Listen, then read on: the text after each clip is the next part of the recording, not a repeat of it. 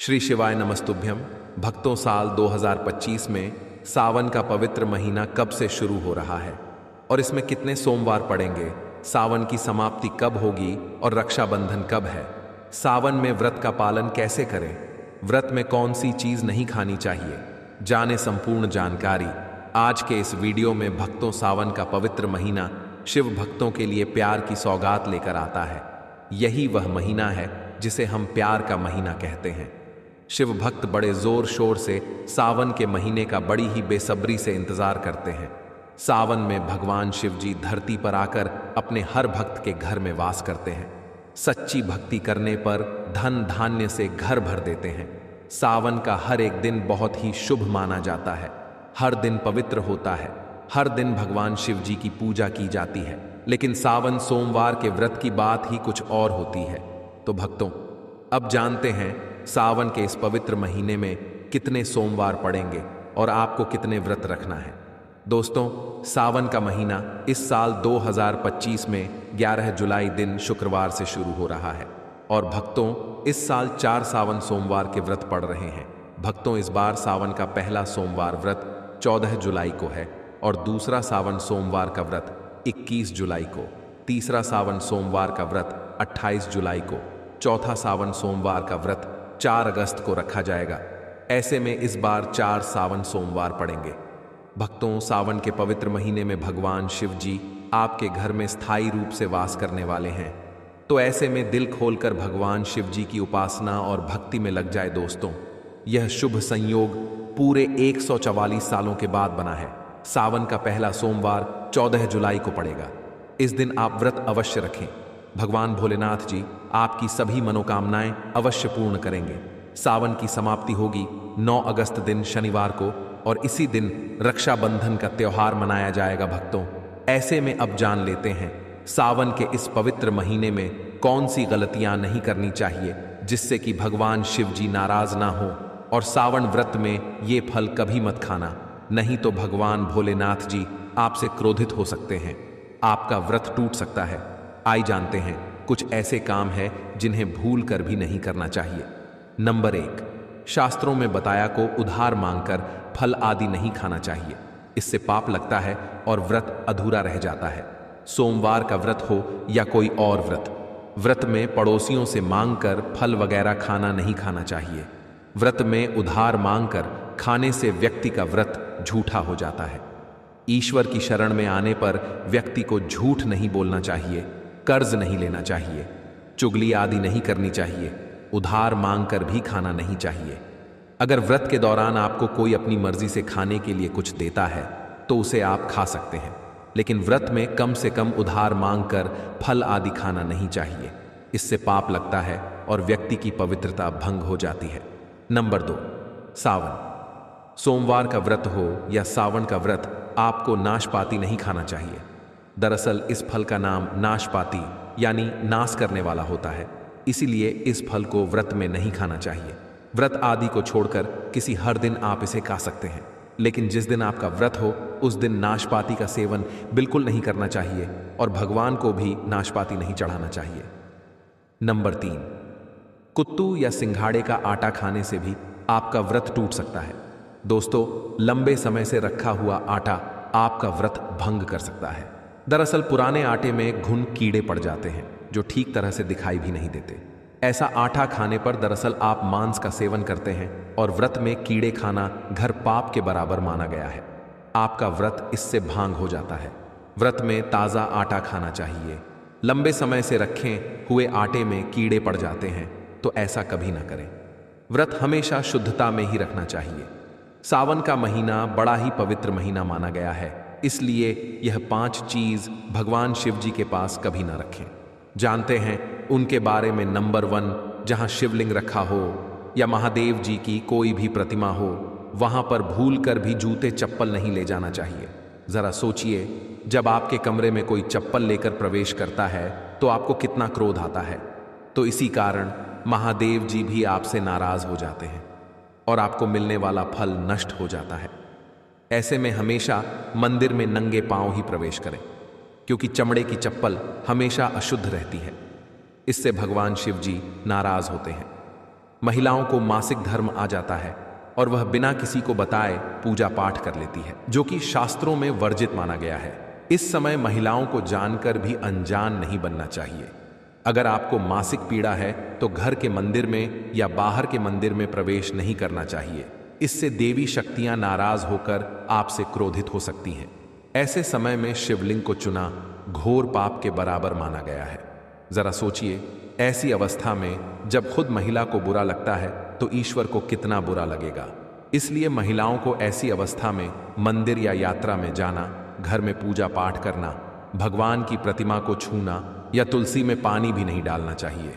तुलसी का पौधा भी इससे सूख जाता है। जब देवी शक्तियां नाराज होती हैं तो लाजमी है कि घर में कंगाली और गरीबी आने लगती है, लड़ाई झगड़ा होने लगता है। तो ऐसा कभी मत करना।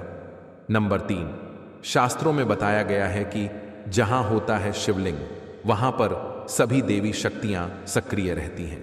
जिसके घर में शिवलिंग होता है वह व्यक्ति महादेव जी की कृपा सदैव बनी रहती है।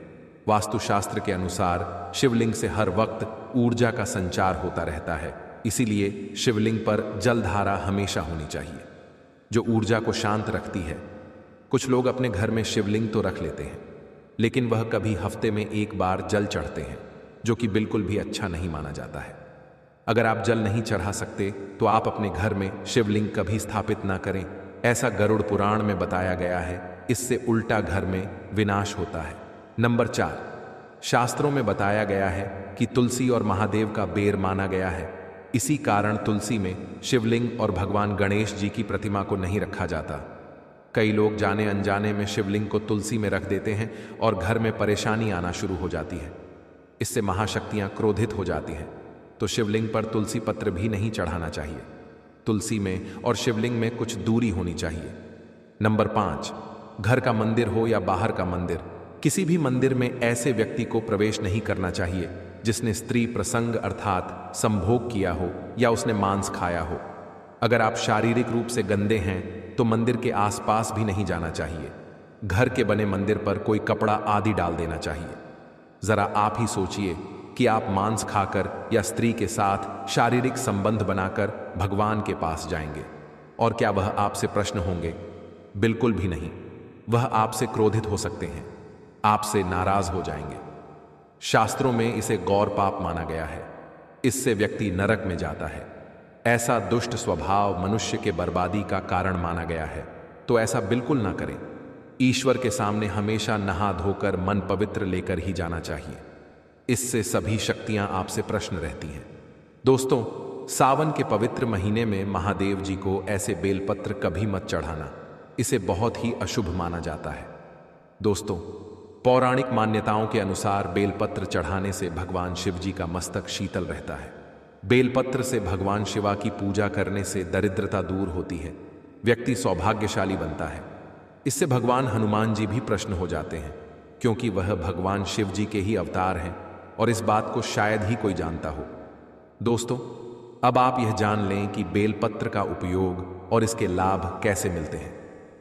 नंबर 1, तीनों लोकों में जितने तीर्थ स्थल प्रसिद्ध हैं वे सभी तीर्थ स्थल बेलपत्र की मूल भाग में स्थित माने जाते हैं। इस बात को शायद ही कोई जानता हो।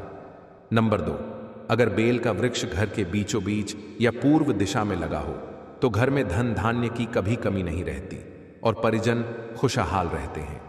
नंबर 3, जो व्यक्ति बेल के वृक्ष के मूल भाग के गढ़ पुष्प आदि से पूजा अर्चना करता है उसे मृत्यु के पश्चात शिवलोक की प्राप्ति होती है। अब जानते हैं बेलपत्र से जुड़ी और कुछ खास बातें। दोस्तों, चतुर्थी, अष्टमी, नवमी, चतुर्दशी और अमावस्या, इन तिथियां को साथ ही संक्रांति के समय और सोमवार को बेलपत्र नहीं तोड़ना चाहिए। पूजा से एक दिन पहले ही बेलपत्र तोड़कर रख ले। दोस्तों, बेलपत्र कभी अशुद्ध नहीं होता। अगर आपको पूजा के लिए नया बेलपत्र नहीं मिल रहा है तो आप किसी दूसरे के चढ़ाए हुए बेलपत्र को स्वच्छ जल से धोकर भगवान शिव को अर्पित कर सकते हैं। बेलपत्र में कम से कम 3 पत्तियां होनी चाहिए। कटी फटी पत्तियां का बेलपत्र भगवान शिव जी को गलती से भी अर्पित मत करना। कटी फटी पत्तियां को अर्पित करने से भगवान शिव जी का अपमान माना जाता है और बेलपत्र का भी। इसलिए बेलपत्र की पत्तियां एकदम साफ होनी चाहिए। दोस्तों, सावन के इस पवित्र महीने में जिस व्यक्ति को 5 संकेत मिल जाए तो इससे यह पता चलता है कि महादेव आपकी भक्ति से बहुत प्रसन्न है और आपको धनी होने से कोई भी नहीं रोक सकता। चलिए जानते हैं। नंबर 1, बैल का दरवाजे पर आना। दोस्तों, नंदी भगवान भोलेनाथ जी के वाहन है। नंदी को भगवान शिव जी का द्वारपाल भी कहा गया है। नंदी महाराज को बुद्धि और ज्ञान का प्रतीक माना गया है। भगवान शिव जी के मंदिर के बाहर हमेशा नंदी महाराज विराजित रहते हैं। लेकिन अगर सावन के इस पवित्र महीने में अचानक से नंदी महाराज आपके दरवाजे पर आ जाते हैं और घर की चौखट को सिंह करने लगे, तब आपको समझ लेना चाहिए कि भगवान शिव जी आपके घर में आने वाले हैं। ये उनके आने का एक संकेत है। भगवान शिव जी आपकी भक्ति से बहुत प्रसन्न है और आपके घर में खुशियां आने वाली हैं। आपको धनी होने से कोई नहीं रोक सकता। लेकिन याद रहे, नंदी महाराज को तिलक लगाकर मीठा भोग जरूर खिलाएंगे। नंबर 2, सावन के पवित्र महीने में अचानक से आपके सपनों में अगर शिवलिंग दिखाई दे जाए, अर्थात भगवान शिव जी दिखाई दे, तो इससे आपको समझना चाहिए कि अब आपके जीवन से परेशानियां का अंत जल्दी हो जाएगा। भगवान शिव जी आपकी सच्ची आराधना भक्ति से बहुत खुश हैं और वह आपके घर में आने वाले हैं। ऐसे में याद रहे, भगवान शिव जी की भक्ति में कोई भी कभी ना आने दे। घर को गंदा ना रखें, क्योंकि आपके घर में भगवान शिव जी पधारने वाले हैं। नंबर 3, शास्त्रों के अनुसार माना गया है कि नीलकंठ पक्षी भगवान शिव जी का प्रतीक है। अगर आपके घर में सावन के महीने में नीलकंठ छत पर आकर बैठ जाए तो उसे भूल कर भी मत भगाना, क्योंकि यह भगवान शिव जी का प्रतीक माना गया है। ऐसे में आपको खुश हो जाना चाहिए, क्योंकि भगवान शिव जी आपकी भक्ति से बहुत खुश हैं। शास्त्रों में बताया गया है कि नीलकंठ अगर मनुष्य के घर पर आकर बैठ जाए तो यह घर में साक्षात महादेव जी के आने का संकेत है। अब आपके बुरे दिन जाने वाले हैं। कहते हैं भगवान श्री राम ने इस पक्षी के दर्शन करने के बाद ही रावण पर विजय प्राप्त की थी। नंबर 2, भक्तों, सावन के पवित्र महीने में घर में काला सांप निकल आए तो इसे बहुत ही शुभकारी माना गया है। इसे बिल्कुल भी ना मारे। यह भगवान शिव जी के आने का संकेत है। जिनकी भक्ति से महादेव प्रसन्न होते हैं, उन्हें महादेव किसी खास अवसर पर अपने दर्शन देते हैं। सावन का महीना बहुत ही पवित्र महीना माना गया है। यही वह महीना है जिसमें भगवान शिव जी धरती पर आते हैं और उस घर में अपना वास बना लेते हैं जो सच्चा भक्त होता है। नंबर 4, भक्तों, सावन के पवित्र महीने में सपनों में किसी मंदिर में नाग नागिन का जोड़ा देखना बहुत ही शुभकारी माना गया है। यह घर में भगवान शिव जी के आने का संकेत है। अब आपके खुश होने का समय आया है। नंबर 5, सावन के शुभ अवसर पर सोमवार के दिन डमरू की आवाज या घंटियों की आवाज सुनाई दे तो यह अत्यंत शुभकारी माना गया है।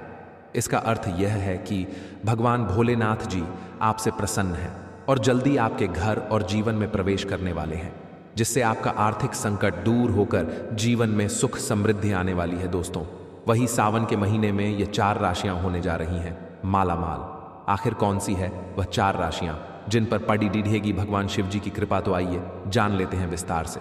सबसे पहले राशि है कुंभ राशि। दोस्तों, सावन मास कुंभ राशि वालों के लिए बेहद शुभ फलदायी रहने वाला है। इस दौरान भगवान शिव जी की कृपा की वजह से रुके हुए कार्य जल्द पूरे होंगे और जीवन में सकारात्मक ऊर्जा का संचार बना रहेगा। इस अवधि में विदेश जाने का मौका मिल सकता है और कार्यस्थल पर सहकर्मियों का सहयोग प्राप्त होगा, जिससे अपने प्रोजेक्ट को समय पर पूरा कर सकेंगे। नौकरी पेशा जातक अगर रोजगार में बदलाव की योजना बना रहे हैं तो यह अवधि आपके अनुकूल है। भगवान शिव जी के आशीर्वाद से तरक्की में आ रही सभी रुकावटें दूर होंगी और नया मुकाम प्राप्त करेंगे। कुंभ राशि वाले परिजनों के साथ अच्छा समय व्यतीत करेंगे और उनकी जरूरतों को पूरा ध्यान रखेंगे। इस दौरान धन प्राप्ति के योग भी बन रहे हैं और धन बचत करने में भी सक्षम होंगे। दोस्तों, अगली जो दूसरी राशि है वह है सिंह राशि। दोस्तों, सावन महीने में सिंह राशि वालों के लिए काफी लाभदायक रहेगा। इस दौरान भगवान शिव जी कृपा से सभी कार्यों को समय रहते पूर्ण करेंगे और बच्चों की उन्नति के लिए अच्छा फैसला लेने में सक्षम होंगे। छात्रों को पढ़ाई लिखाई में अच्छे अवसर प्राप्त होंगे और अगर किसी सरकारी प्रतियोगी परीक्षा की तैयारी कर रहे हैं तो शुभ परिणाम की प्राप्ति हो सकती है। भगवान शिवजी की वजह से सिंह राशि वालों के लिए उत्तम धन लाभ के योग्य बन रहे हैं और संपत्ति से भी लाभ मिल सकता है। व्यापारी इस अवधि में नई योजनाओं को लागू करेंगे जिससे अच्छा धन लाभ होगा। भाग्य का साथ मिलने से टिके हुए सरकारी कार्य भी पूरे होंगे और किसी नई संपत्ति खरीदने की इच्छा भी पूरी होगी। अगली तीसरी राशि है तुला राशि। दोस्तों, सावन का पवित्र महीना बेहद फायदेमंद रहने वाला है। इस दौरान भगवान शिवजी की कृपा से जो अधूरी इच्छाएं थीं वह धीरे धीरे पूरी होने लगेंगी और रुके हुए कार्य बनते नजर आएंगे। वहीं नौकरी पेशा जातकों को तरक्की के कई अवसर मिलेंगे और अधिकारियों की मदद से कार्य क्षेत्र में बढ़ोतरी होगी। इस दौरान पूजा पाठ जैसे कार्यों में मन लगेगा, कारोबार में अच्छी उन्नति होगी और धन लाभ के विशेष संयोग बनेंगे। तुला राशि वालों को ससुराल पक्ष का पूरा सहयोग मिलेगा और सावन के पवित्र महीने में अच्छे विचार रखेंगे और महादेव से सभी का भला करने की कामना करेंगे। सावन मास में तुला राशि वालों के मित्र मदद के लिए तैयार रहेंगे, जिसकी वजह से आपके कई कार्य पूरे होंगे। तुला राशि वालों के बच्चे भी उन्नति करेंगे, जिससे मन प्रसन्न रहेगा और परिवार में सुख समृद्धि बनी रहेगी। अगली राशि है मकर राशि। दोस्तों, सावन मास में मकर राशि वाले भगवान शिवजी की कृपा से जीवन में सकारात्मकता की वृद्धि का अनुभव करेंगे। इस दौरान धन लाभ के नए स्रोत मिलेंगे और पत्रक संपत्ति से भी फायदे के योग बन रहे हैं। महादेव जी के आशीर्वाद से परिवार में सुख शांति का माहौल रहेगा और पारिवारिक सदस्यों में आपसी प्रेम बना रहेगा। सावन मास में भगवान शिवजी और माता पार्वती जी की पूजा करने से वैवाहिक जीवन में जो परेशानियां चल रही थीं वह दूर हो जाएगी और रिश्ता मजबूत होगा। इस राशि के नौकरी पेश कर जातकों को अधिकारियों का सहयोग मिलेगा, जिससे वेतन वृद्धि के लिए किए जा रहे प्रयास सफल होंगे। सरकारी नौकरी की तैयार कर रहे जातकों को अच्छे परिणाम मिलेंगे और मेहनत का अच्छा फल मिलेगा। इस अवधि में कुछ नए लोगों से मुलाकात हो सकती है, जिनकी मदद से कारोबार को आगे बढ़ाने में सफल रहेंगे और जीवन में नए उद्देश्यों की तरफ जाएंगे। भक्तों, महादेव जी की कृपा पाने के लिए एक बार भगवान शिव जी का जयकारा जरूर लगाएं। हर हर महादेव, ओम नमः शिवाय। दोस्तों, सावन के इस पवित्र महीने के किसी भी सोमवार के दिन बस अपने गले में पहन लेना, इस पौधे की जड़ जीवन में आ रहे हर कष्टों से तुरंत मिल जाएगी। आपको मुक्ति भगवान भोलेनाथ का मिलेगा, वह आशीर्वाद, वह वरदान जिसके बाद ना केवल आपके जीवन में होगी धन की वर्षा, बल्कि आपका भाग्य होगा। सातवें, आसमान पर धन दौलत पीछे छे चली आएगी। दोस्तों, जो भी व्यक्ति सावन के महीने में धारण करता है अपने गले में इस पौधे की जड़, वह व्यक्ति बन जाता है। करोड़पति उस व्यक्ति को मिल जाता है। साक्षात देवों के देव महादेव का आशीर्वाद और वरदान दुनिया मुट्ठी में आ जाती है। बिना दीप जलाए, बिना पूजा पाठ किए, बिना उपवास करे, मात्र सावन के पवित्र महीने में इस पौधे की जड़ को धारण करने भर से आपका बेड़ा पार हो जाएगा। भगवान भोलेनाथ को इस पौधे की जड़ अति प्रिय है और जिसके गले में होता है यह जड़, उसे राजा बनने से दुनिया की कोई भी ताकत नहीं रोक पाएगा। दोस्तों, यह पौधा की जड़ नहीं बल्कि स्वयं भगवान भोलेनाथ का चरण है। उनका विशेष कार्य शुभकारी आशीर्वाद बन के पवित्र महीने में इस पौधे की जड़ को अपने गले में जो है धारण करने जा रहा हूं और मैं चाहूंगा कि आप लोग भी इस पौधे की जड़ को ज्योतिष शास्त्र के अनुसार सही मुहूर्त पर इस सावन के पवित्र महीने में अपने गले में जरूर धारण कर लेना, ताकि सदैव आप पर भगवान भोलेनाथ का आशीर्वाद बना रहे। दोस्तों, अगर आप अपने जीवन में अपनी गरीबी से बहुत परेशान हैं, आपके जीवन में धन आना बंद हो गया है, आप बहुत मेहनत करते हैं, बहुत परिश्रम करते हैं, आपको उसका फल नहीं मिलता है, आप बहुत लंबे समय से बीमार पड़े हुए हैं, आपका व्यापार चौपट हो गया है, आपके घर में रोज लड़ाई झगड़ा होता है, आपके जीवन में आपका दुर्भाग्य आपके पीछे पड़ा हुआ है, आपके जीवन में हर जगह से निराशा ही निराशा हाथ लग रही है, तो बस दोस्तों, आज की इस वीडियो को 2-4 मिनट का समय निकाल करके लास्ट तक, अंत तक बिना भगाए जरूर देखिएगा, क्योंकि दोस्तों इस वीडियो में हम आपको ज्योतिष शास्त्र, तंत्र शास्त्र के अनुसार उन पौधे की जड़ को धारण करने के लिए इस सावन के पवित्र महीने में बताने जा रहे हैं, जिनको अगर आप हमारे वीडियो में बताए हुए मुहूर्त के अनुसार इस सावन के पवित्र महीने में अपने गले में धारण कर लेते हैं तो यकीन मानिए दोस्तों, तुरंत ही आपको भगवान भोलेनाथ का आशीर्वाद और वरदान एक ही साथ मिल जाएगा। और इन पौधे की जड़ को धारण करने के बाद आपकी कोई भी मनोकामना हो, मान लीजिए आप लंबे समय से नौकरी की तैयारी कर रहे थे, आपकी नौकरी लग जाएगी, आपका बंद पड़ा व्यापार चल पड़ेगा, आपके जीवन में धन आना शुरू हो जाएगा, आपके जीवन में जो भी धन आएगा उसमें वृद्धि भी होगी, आपका भाग्य आपका साथ देना शुरू कर देंगे। और इन पौधे की जड़ को धारण करने के बाद साक्षात आपको देवों के देव महादेव का भी आशीर्वाद मिल जाएगा। दोस्तों, सावन का महीना हमारे हिंदू धर्म में सबसे पवित्र महीना माना जाता है।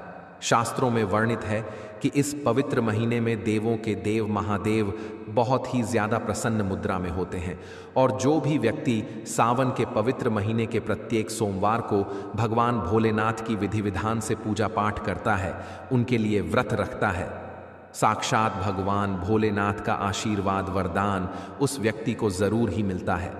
लेकिन अगर किसी कारणवश आप इस सावन के पवित्र महीने के प्रत्येक सोमवार को व्रत नहीं रख सकते हैं, भगवान भोलेनाथ की पूजा पाठ नहीं कर सकते हैं, लेकिन अगर आप उन पौधे की जड़ को अपने गले में धारण कर लेते हैं, जिसके बारे में आज की इस वीडियो में हम जो है आपको शिव पुराण के अनुसार बताने जा रहे हैं, तो तुरंत ही आपको भगवान भोलेनाथ का आशीर्वाद और वरदान एक ही साथ प्राप्त हो जाएगा। क्योंकि दोस्तों, यह वह पौधा है जिनमें सावन के पवित्र महीने में भगवान भोलेनाथ वास करने आते हैं। दोस्तों, आपने देखा भी होगा हर हिंदू भाई बहन के घर पर एक तुलसी का पौधा होता है, क्योंकि तुलसी का जो पौधा होता है उसके प्रत्येक पत्ते में भगवान विष्णु जी का वास होता है और तुलसी का पौधा माता लक्ष्मी जी का स्वरूप माना जाता है। दूसरी तरफ हमारे सनातन धर्म में हजारों साल से पीपल के पेड़ की पूजा होती हुई चली आ रही है, क्योंकि दोस्तों, जो पीपल का पेड़ होता है यह एक देव वृक्ष होता है जिसमें कई देवी देवताओं का वास होता है। इसी प्रकार से दोस्तों, कुछ ऐसे पौधे हैं जिनमें साक्षात भगवान भोलेनाथ का दिव्य शक्तियां जो है वास करता है और भगवान भोलेनाथ स्वयं सावन के पवित्र महीने में इन पौधे में जरूर वास करने आते हैं। और अगर आप शिव महापुराण के अनुसार उन पौधे की जड़ों को सही मुहूर्त पर सावन के पवित्र महीने के किसी भी सोमवार के दिन अपने गले में धारण कर लेंगे तो जरूर ही आपको भगवान भोलेनाथ का आशीर्वाद वरदान एक ही साथ में प्राप्त होगा और आपके जीवन के समस्त प्रकार के कष्ट और परेशानी से जो है आपको हमेशा हमेशा के लिए मुक्ति मिल जाएगी। और इतना ही उपाय करने से आपकी जो भी मनोकामना होगी वह पूरी हो जाएगी और हमेशा भगवान भोलेनाथ का आशीर्वाद आप पर बना रहेगा। दोस्तों, बस इन पौधे की जड़ को आपको अपने गले में किस मुहूर्त पर धारण करना है उसकी सारी जानकारी हम आपको आज की इस वीडियो में शिव पुराण, ज्योतिष शास्त्र, तंत्र शास्त्र के अनुसार देने जा रहे हैं। इसलिए इस वीडियो को लास्ट तक, अंत तक बिना भगाए जरूर देखिएगा। और अगर आप भी चाहते हैं कि भगवान भोलेनाथ का आशीर्वाद हमेशा आप पर और आपके परिवार पर हमेशा बने रहे, भगवान भोलेनाथ की कृपा से इस साल आप करोड़पति बन जाए, तो दोस्तों, पूरी सच्ची श्रद्धा और पूरे विश्वास के साथ इस वीडियो को लाइक कर दीजिए और कमेंट बॉक्स में लिख दीजिए ओम नमः शिवाय, हर हर महादेव, और कमेंट बॉक्स में अपनी राशि भी डाल दीजिएगा।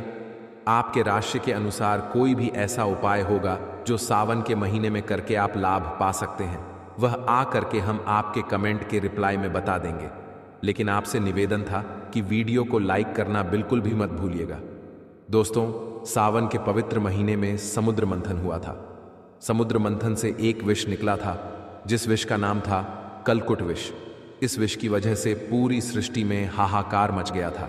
तब भगवान भोलेनाथ ने इस विष को अपने कंठ में धारण किया था, जिसकी वजह से उनका नाम नीलकंठ पड़ा था। तब से भगवान भोलेनाथ को नीलकंठ कहा जाता है।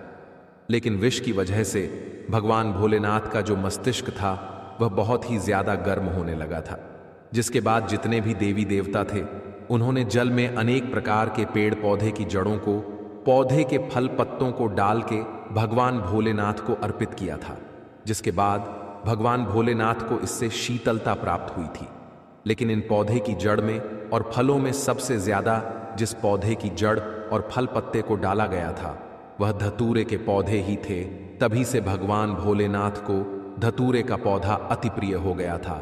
और अगर आप सावन के इस पवित्र महीने में पड़ने वाले किसी भी सोमवार के दिन तांबे के ताबीज में या पीतल के ताबीज में या किसी भी धतूरे के पौधे की जड़ को रख करके अपने गले में धारण कर लेंगे तो सदैव भगवान भोलेनाथ का आशीर्वाद आप पर बना रहेगा। आपके ऊपर कुछ संकट, परेशानी, दिक्कत आने वाले होंगे, वह अपना रास्ता जो है स्वयं बदल लेंगे, क्योंकि इस पौधे की जड़ को धारण करने के बाद आपको कालों के भी काल भगवान भोलेनाथ का आशीर्वाद और वरदान एक ही साथ में प्राप्त हो जाएगा। दोस्तों, अगर आप चाहते कि आपका भाग्य हमेशा आपके साथ दें, आपके नवग्रह आपके साथ दें, आप जिस कार्य को भी शुरू करें उस कार्य में आपको सफलता प्राप्त हो, तो एक बात को समझ लीजिए, जब अमृत की कुछ बूंद धरती पर गिरी थी तो वह बूंद लड़जीरा पौधे पर जाकर के गिरी थी। इसलिए हमारे शास्त्रों में वर्णित है कि लड़जीरा का जो पौधा होता है इसमें कई देवी देवताओं का वास होता है। तो आपको इस सावन के पवित्र महीने के किसी भी सोमवार के दिन सुबह के वक्त अच्छी तरीके से नहाना है, एक लोटा जल लेना है और लड़जीरा पौधे की जड़ें लेनी है, भगवान भोलेनाथ के मंदिर पर जाना है। एक लोटा जल आपको सबसे पहले शिवलिंग पर अर्पित करना है। तांबे के ताबीज में जड़ रखने के बाद आपको इस ताबीज को अपने हाथ में पकड़ना है और शिवलिंग के सामने 108 बार ओम नमः शिवाय हर हर महादेव मंत्र का जाप करना है, क्योंकि 108 की संख्या भगवान भोलेनाथ को अति प्रिय होती है। उसके बाद आपको इस पौधे की जड़ को अपने गले में धारण कर लेना है। अगर आप सावन के पवित्र महीने के किसी भी सोमवार के दिन यह उपाय कर लेंगे तो मानकर चलिए सदैव आपका भाग्य आपका साथ देगा। आप जिस कार्य को भी शुरू करेंगे उस कार्य में आपको सफलता प्राप्त होगी। भगवान भोलेनाथ की कृपा से आपके नवग्रह आपका साथ देना शुरू कर देंगे। आपके जीवन में, करियर में, कारोबार में आपको उन्नति देखने को मिलेगी। अचानक से आपका बैंक बैलेंस बढ़ने लग जाएगा और भगवान भोलेनाथ के आशीर्वाद से आने वाले समय आपका बहुत ही कल्याणकारी होगा, बहुत ही सौभाग्यशाली होगा। दोस्तों, वीडियो में आगे बढ़ने से पहले आपसे एक छोटा सा प्रार्थना है। वीडियो को लाइक नहीं किया तो वीडियो को लाइक कर दीजिए। वास्तुशास्त्र ज्ञान चैनल को सब्सक्राइब कर लीजिए और सच्चे दिल से कमेंट बॉक्स में लिखिए हर हर महादेव ओम नमः शिवाय। सावन के पवित्र महीने के किसी भी सोमवार के दिन आपको मदार के पौधे की जड़ को किसी भी दिन प्राप्त कर लेना है। यह पौधा आपको बड़ी ही आसानी से अपने घर के आसपास में कहीं भी मिल जाएगा। आपको एक तांबे की ताबीज लेनी है और एक लोटा जल लेकर के भगवान भोलेनाथ के मंदिर पर जाना है। मंदिर जाने के बाद सबसे पहले आपको एक लोटा जल शिवलिंग पर अर्पित करना है। मदार के पौधे की जड़ को अपने हाथ में पकड़ना है और तांबे के ताबीज को अपने हाथ में रखना है और भगवान भोलेनाथ के बीज मंत्र का 108 बार जाप करना है। बीज मंत्र है श्री शिवाय नमस्तुभ्यम। हम फिर से रिपीट कर रहे हैं दोस्तों, श्री शिवाय नमस्तुभ्यम। उसके बाद इस पौधे की जड़ को आपको अपने गले में धारण कर लेना है। देखना दोस्तों, जो भी दोष होगा उसका प्रभाव लगभग ना के बराबर हो जाएगा। भगवान भोलेनाथ की कृपा से आपको अपने दोष की वजह से किसी भी प्रकार की कष्ट, परेशानी, दिक्कत का सामना नहीं करना पड़ेगा। दोस्तों, इस उपाय के बारे में हमने आपको ज्योतिष शास्त्र के अनुसार बताया है। दोस्तों, अगर आप भी भगवान शंकर जी के सच्चे भक्त हैं तो वीडियो को लाइक कीजिए और अगर अभी तक आपने वास्तुशास्त्र ज्ञान चैनल को सब्सक्राइब नहीं किया है तो चैनल को सब्सक्राइब कर लीजिए और सच्चे दिल से कमेंट बॉक्स में लिखिए हर हर महादेव ओम नमः शिवाय। मिलते हैं दोस्तों सावन के महीने में शिवलिंग से यह गुप्त चीज ले आना। अपने घर आपकी सभी मनोकामनाएं पूरी होंगी। इतना पैसा आएगा कि गिनते गिनते थक जाओगे। भगवान भोलेनाथ जी के आशीर्वाद से अपने जीवन में बहुत उन्नति करोगे। दोस्तों, हिंदू धर्म में सावन के महीने का बहुत अधिक महत्व होता है। सावन का महीना हिंदू पंचांग का 5वां महीना होता है। यह महीना भगवान शिव को समर्पित होता है। इस महीने में शिव भक्त भगवान शिव की विधि विधान से पूजा अर्चना करते हैं और सावन के महीने के सोमवार का महत्व और भी अधिक होता है। इस माह में शिव की पूजा अर्चना करने से सभी मनोकामनाएं पूरी हो जाती हैं। धार्मिक मान्यताओं के अनुसार सावन के महीने में भगवान शिव और माता पार्वती की विधि विधान से पूजा करने भक्त की मनोकामना पूरी होती है। इसके साथ ही सावन के सोमवार व्रत रखने से भोलेनाथ की विशेष कृपा प्राप्त होती है।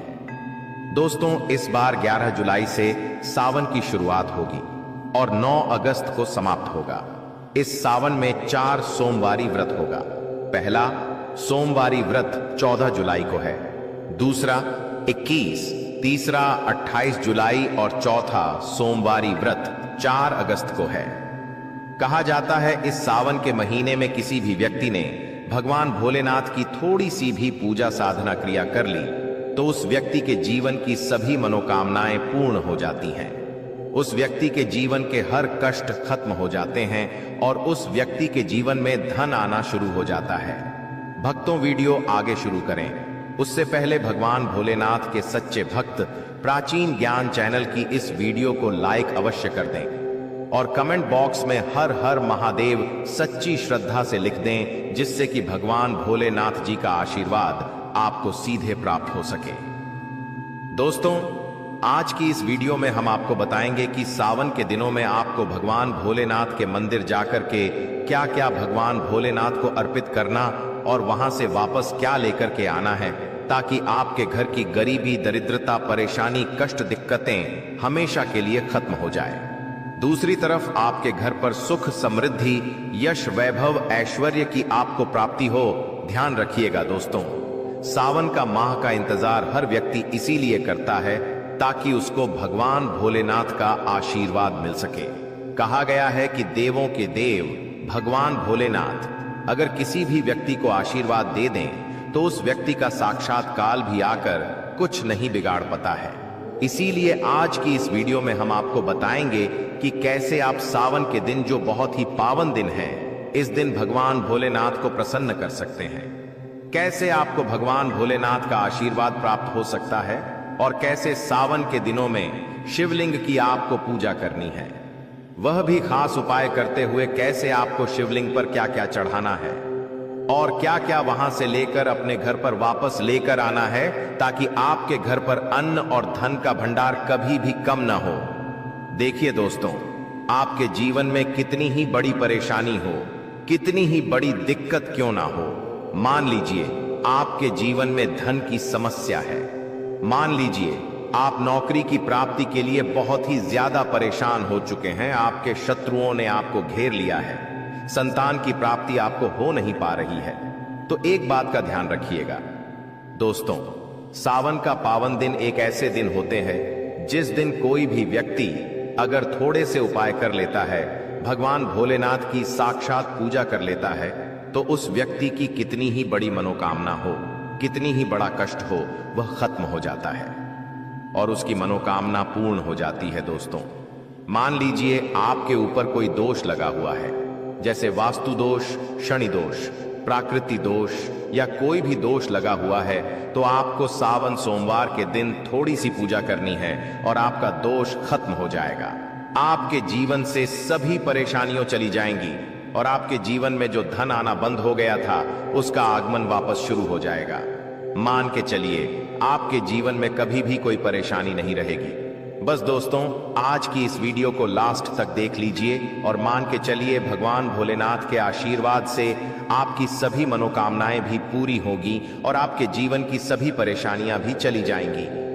देखिए, एक बात कही गई है कि जब भी हम भगवान भोलेनाथ की पूजा करते हैं, हमें धैर्य रखना चाहिए, विश्वास रखना चाहिए और श्रद्धा के साथ भगवान भोलेनाथ की पूजा करनी चाहिए, क्योंकि भगवान भोलेनाथ बहुत ही भोले हैं। वह किसी भी व्यक्ति की थोड़ी सी ही पूजा से, साधना से तुरंत ही प्रसन्न हो जाते हैं। इसीलिए दोस्तों, सावन सोमवार के दिन कुछ ऐसी चीजें हैं जो आपको अवश्य पता होनी चाहिए, क्योंकि सावन सोमवार के दिन अगर आप भगवान भोलेनाथ के सामने पूजा करने जा रहे हैं, तो मान के चलिए दोस्तों, आपने अगर कोई गलती कर दी तो भगवान भोलेनाथ आपसे क्रोधित हो जाएंगे और आपने सही तरीके से पूजा की होगी तो साक्षात आपको भगवान भोलेनाथ उसी दिन आशीर्वाद दे देंगे और उस दिन के बाद आपके जीवन में कभी कोई परेशानी नहीं आएगी।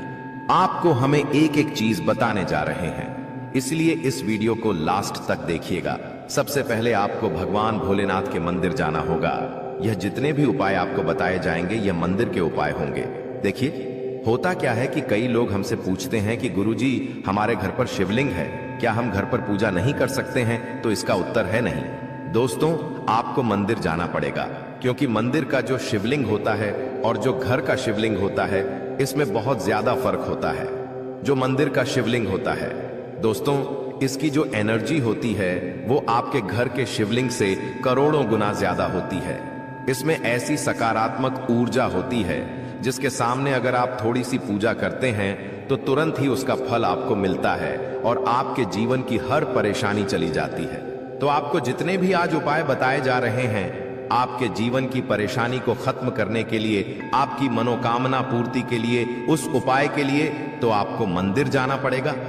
और सावन सोमवार का पर्व पड़ रहा है, वह आज दिन सोमवार को पड़ रहा है। तो यह दिन ऐसा है, इस दिन अगर आप मंदिर जाकर के भगवान भोलेनाथ की पूजा आराधना कर रहे हैं तो मान के चलिए दोस्तों, आपके जीवन में कभी कष्ट आ ही नहीं सकता। पूरे साल आपके घर पर अन्न धन का भंडार बना रहेगा। तो आपको क्या क्या ले जाना है वह कहीं पर लिख लीजिए, क्योंकि दोस्तों, अगर आपने एक भी गलती कर दी तो आपकी पूजा संपन्न मानी नहीं जाएगी। दोस्तों, सबसे पहली चीज जो भगवान भोलेनाथ के लिए आपको जल ले जाना है सावन सोमवार के दिन। कई लोग हमसे यह कहते हैं कि गुरुजी, जल जो है वह तो शिवालय में भी मिल जाता है, शिव मंदिर में मिल जाता है। तो नहीं दोस्तों, वहां का जल आप तभी चढ़ाई यह जब कोई दिक्कत हो, वरना घर से ही जल ले जाना चाहिए। आखिर घर से जल क्यों ले जाया जाता है, इसकी भी बात सुन लीजिए। घर से इसीलिए आपको जल ले जाना है ताकि आपके घर का जो जल ले जा रहे हैं भगवान भोलेनाथ पर चढ़ाने के लिए, उसी जल के द्वारा आप भगवान से जुड़ जाएंगे। उस जल के द्वारा आप भगवान को अपनी सभी दिक्कतें बता देंगे और उस जल को जैसे ही भगवान भोलेनाथ पर आप चढ़ाएंगे, अपनी समस्याओं को बताते हुए, वह समस्या आपकी खत्म हो जाएंगी। इसलिए घर से जल ले जाएगा। आप सबसे जरूरी चीज जो जल ले जा रहे हैं उसमें 2-4 बूंद गंगा जल जरूर डाल दीजिएगा, क्योंकि गंगा जल डाले बिना आपकी पूजा संपन्न नहीं मानी जाएगी। महाशिवरात्रि के दिन तो आपको जल ले जाना है, उसमें गंगा जल डाल करके दूसरा आपको 3 पत्ते वाला बेल पत्र ले जाना है।